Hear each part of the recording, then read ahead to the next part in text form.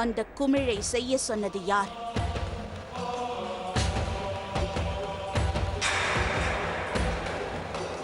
ஹுசூர், அந்த நபர் துணியால் தன்னுடைய முகத்தை மறைத்திருந்தார்.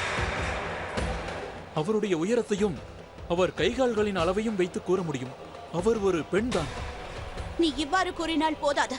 நன்கு யோசித்து சொல். அவளது உருவம், குரல் எப்படி இருந்தது? அப்போதுதான் அவளை அடையாளம் காண முடியும்.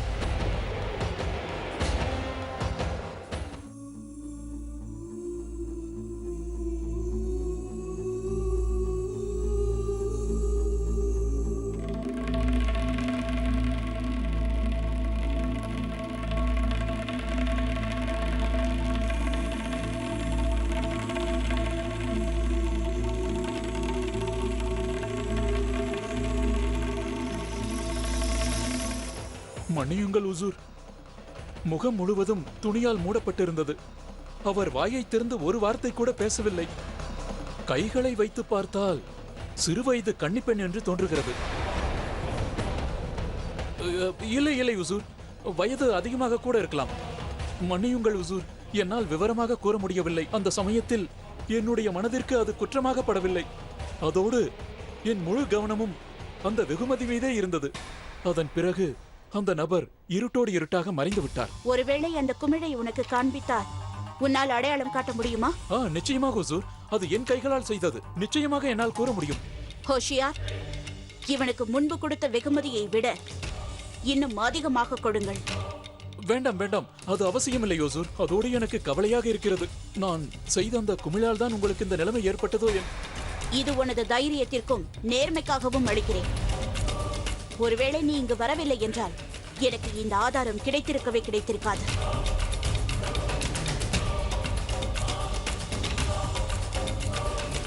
அந்த குமிழ் எனக்கு கிடைத்தவுடன் உன்னை அழைத்தால் நீ வர வேண்டும். நீ செல்லலாம். ஆகட்டும் ஹுசூர்.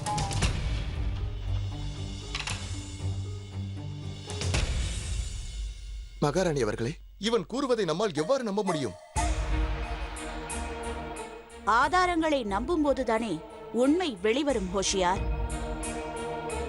அந்த கலைஞன் ஒரு விசேஷமான குமிழை தனது கையால் செய்ததும் பிறகு அந்த நஞ்சை நான் உண்டதும் தற்செயலாக நடந்த செயல் அல்ல.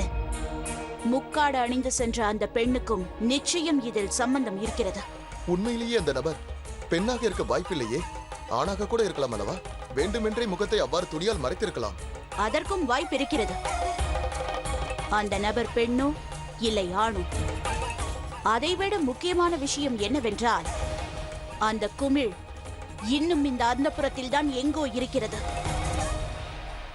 அதற்கு பிறகுதான் இங்கு காவல் கடுமையாக்கப்பட்டது. அதனால் அந்த குமிழ் மாளிகையை விட்டு வெளியே சென்றிருக்க முடியாது. இப்போது நாம் கண்டுபிடிக்க வேண்டியது அந்த குமிழ் இந்த அந்தப்புறத்தில் யாரிடம் இருக்கிறது என்று. அந்த குமிழ் யாரிடம் இருக்கிறதோ அவர்தான் குற்றவாளி.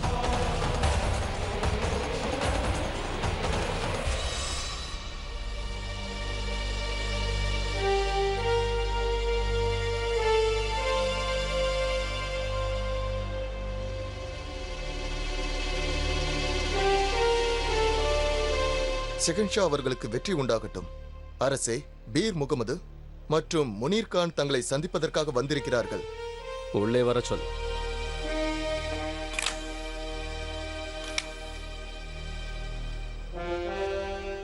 சலாம் ஷாஹின்ஷா. ஹுசூர் அவர்களுக்கு இன்னும் தூக்கம் வரவில்லையா? இல்லை, நான் தாக்குதலை பற்றி யோசித்துக் கொண்டிருக்கிறேன். உங்கள் அனைவருக்கும் தெரிந்ததைப் போல சுஜான்பூர் ராஜா அவர்கள் கயவர்களுக்கு இடம் கொடுத்திருக்கிறார்கள். மூல காரணம் அதுதான். அதனால் போரில் நிச்சயமாக அவர்களும் பங்கு பெறுவார்கள். நமது பாதுகாப்பை இன்னும் அதிகப்படுத்துங்கள். ஒருவேளை இன்று இரவே அவர்கள் தாக்குதல் நடத்தினாலும் அதில் ஆச்சரியப்படுவதற்கு எதுவும் இல்லை. தாங்கள் கூறுவதை நாங்களும் ஆமோதிக்கிறோம். இரவோடு இரவாக தாக்குதல் நடக்க வாய்ப்பு இருக்கிறது. ஆனால் நான் கூறுவதை கேளுங்கள். தாக்குதல் அந்த பக்கத்திலிருந்து அல்ல, நம் பக்கத்திலிருந்தே நடக்க வாய்ப்பு இருக்கிறது. என்ன கூறுகிறீர்கள் பீர் முகமது? சேனைகள் நம்மையே தாக்குவார்களா? இல்லை, புரட்சியாளர்களை தாங்கள் தான் அழைத்து வந்திருக்கிறீர்கள். ஜோதா பேகமின் சகோதரர்களை இங்கு அழைத்து வந்தது சரியல்ல. தாங்களே யோசித்து பாருங்கள். யார் ஒருவர் ஷஹன்ஷாவின் அரண்மனையில் இருந்து கொண்டே தங்களுக்கு வரப்போகும் வாரிசை கொல்ல துணிந்தார்களோ அவர்கள் இங்கு தங்களை தாக்க மாட்டார்கள் என்று எவ்வாறு நம்ப இயலும்? தாங்கள் என்ன பேசுகிறீர்கள் என்று தெரிந்துதான் பேசுகிறீர்களா? தெரியும் உசூர், எங்கள் அனைவருக்கும் தெரியும். ஜோதா பேகம் அவர்களின் தங்கையின் திருமணம் சுஜான்பூரின் அரசரோடு நடக்க இருக்கின்றது. அப்படி இருக்கும்போது அவர்கள் நமக்கு துணையாக எப்படி இருப்பார்கள்? ஒருவேளை அவர்கள் உங்களை கொல்வதற்கு திட்டம் தீட்டியிருக்கலாம். தொந்தரவுக்கு மன்னிக்க வேண்டும் உசூர். எங்களுடைய எண்ணம் தங்களுடைய முடிவின் மீது கேள்வி எழுப்புவதல்ல. இது போர் ஆகும். போரில் எது வேண்டுமானாலும் நடக்கலாம். நம்மால் யாரையும் நம்ப முடியாது. இன்று இரவு அந்த நால்வரையும் கண்காணிப்பதற்காக ஒரு தனிப்படையை அமைக்க வேண்டும் என்று கேட்டுக்கொள்கிறேன். சரி, நமது படையின் சிறு குழுவினரை அவர்களது கூடாரத்தின் அருகே கண்காணிப்புக்காக நிறுத்தி வையுங்கள். பாதுகாப்பிற்காக வந்துள்ளார்கள் என்று அவர்கள் நினைக்க வேண்டும். நமது சேனைகளை தயாராக இருக்கும்படி கூறுங்கள். உங்களுக்கு சிறு சந்தேகம் ஏற்பட்டாலும் அதை உடனே எனக்கு தெரியப்படுத்துங்கள். ஆகட்டும் உசூர்.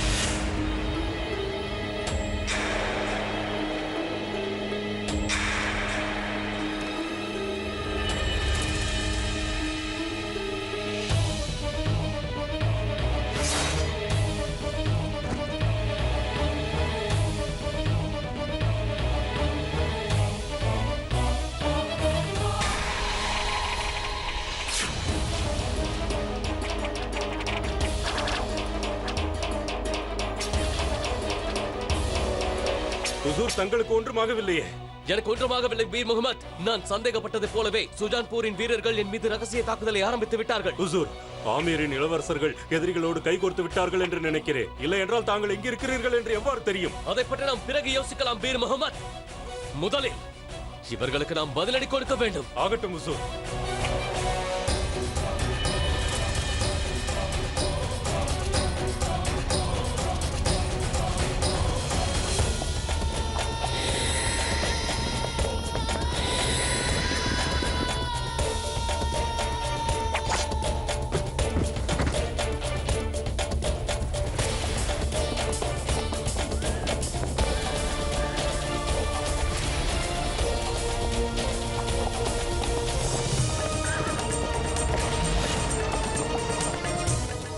இது எதிரிகளின் படை. நாம் தயார் நிலையில் இல்லாத பொழுது தாக்குதல் நடத்துகிறார்கள்.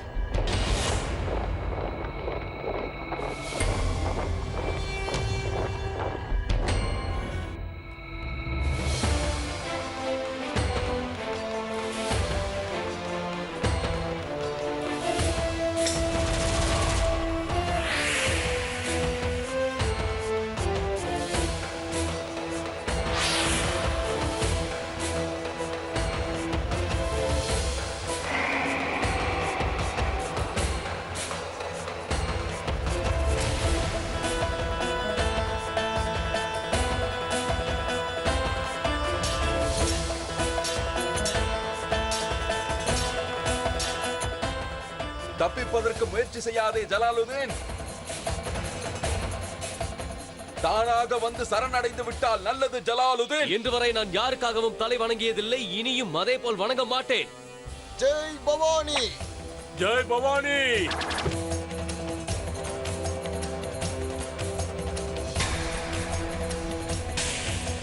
ஜெய் பவானி!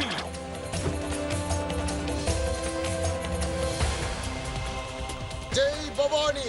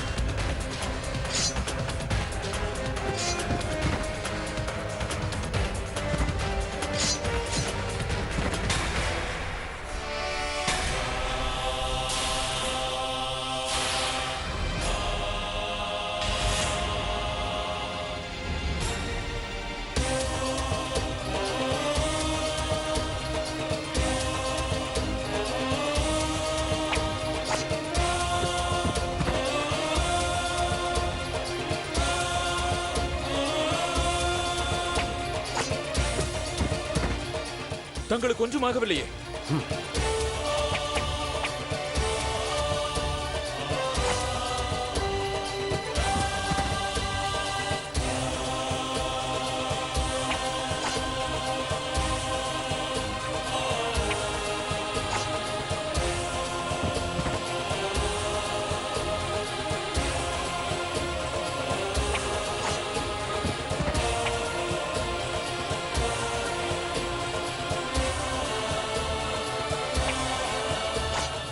அண்ணா,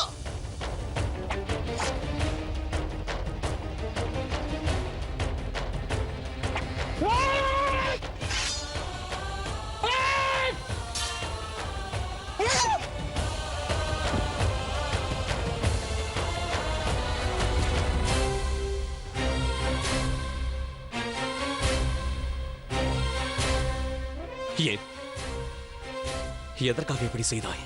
என்னை காப்பாற்றுவதற்காக நீ ஏன் பலியாக வேண்டும்? முதல் காரணம், தாங்கள் என்னுடைய மைத்துனர். எந்த ஒரு அண்ணனும் தன் தங்கையின் குங்குமம் அழிய விடமாட்டான்.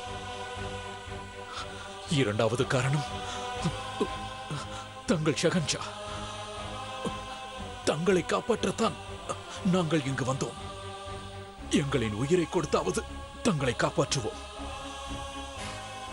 ஹுசூர், எண்ணிக்கையில் நாம் குறைவாக இருக்கிறோம். நமது சேனைகளும் தயாராக இல்லை.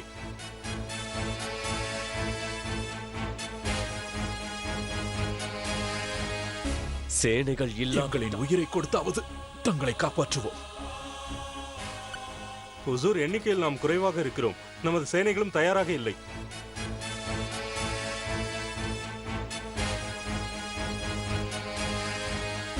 சேனைகள் இல்லாவிட்டாலும் நான் வெற்றி பெறுவேன்.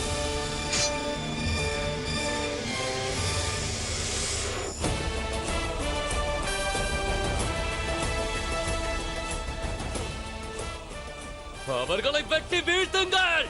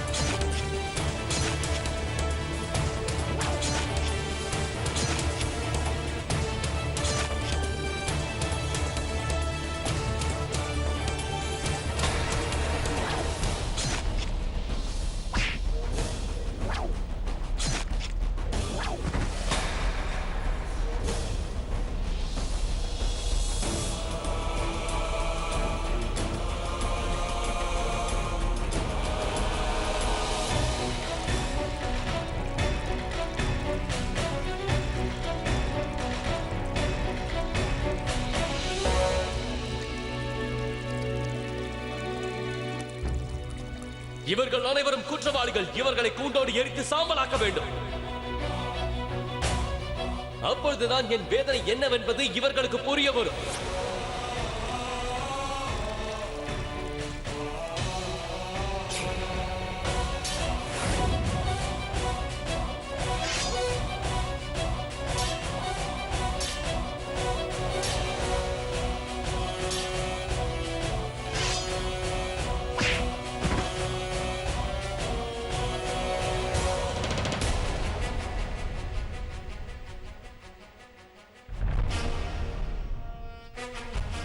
ஏதாவது கூற விரும்புகிறாயா? கூற வேண்டும். எனக்கு நம்பிக்கை துரோகம் இழைத்தவர்களிடம் கூற வேண்டும். சம்பந்தம் செய்து கொண்டவர்களுடன் இவ்வாறு தான் நடந்து கொள்வதா? உன் தந்தை எங்களோடு சம்பந்தம் செய்து கொள்ள வந்தார். ஆனால் நீ எங்களையே தாக்குகிறாயா? எனது தந்தையார் அவருடைய கடமையை நிறைவேற்றினார். இப்பொழுது நான் என் கடமையை நிறைவேற்றிக் கொண்டிருக்கிறேன். நீயும் உனது கடமையை நிறைவேற்றியிருந்தால், அந்த கயவர்களின் கூட்டத்திற்கு ஆதரவு கொடுக்காமல் இருந்திருந்தால் இந்த நிலை ஏற்பட்டிருக்காது. ஆணையிடுங்கள் ஷஹன்ஷா.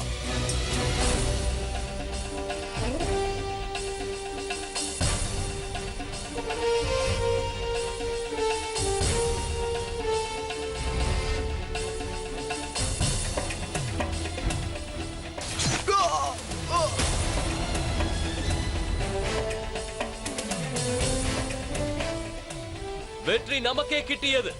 இந்த சவங்களை தகனம் செய்யுங்கள்.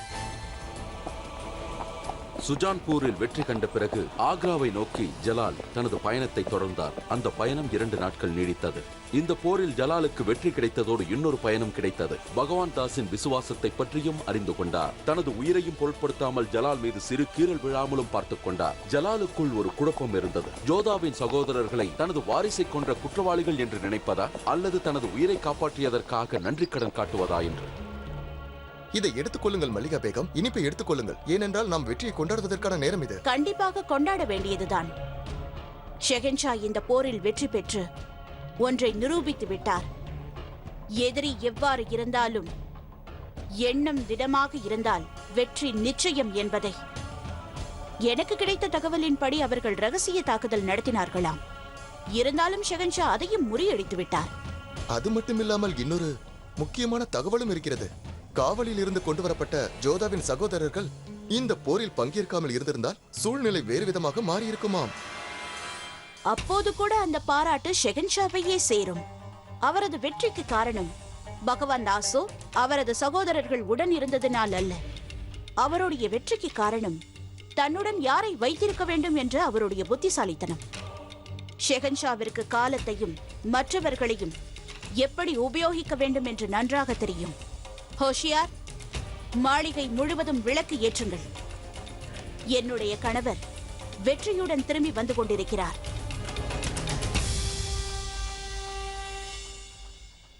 வாழ்த்துக்கள் மகா மந்திரியாரே, ஷெஹன்ஷா போரில் வெற்றி பெற்று விட்டார்.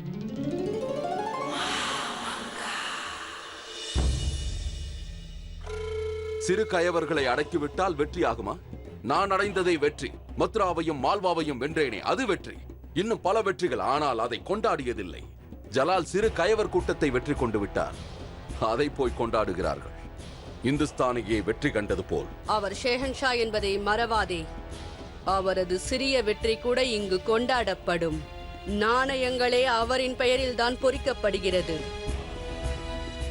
இங்கு அவர் வைப்பதுதான் சட்டம். ஆனால் தாயே, நான் கண்ட வெற்றிக்கும் ஜலாலையே பாராட்டுவீர்களா? அதகம் ஒன்றை மறவாதே. வாளை கைகளால் பிடித்து போராடினாலும் வெற்றிக்கு தலையில் தான் கிரீடத்தை சூட்டுவார்கள். சதுரங்கத்தை விளையாடி இருக்கிறாய் அல்லவா? யுத்தம் புரிவது சேனைகள் தான்.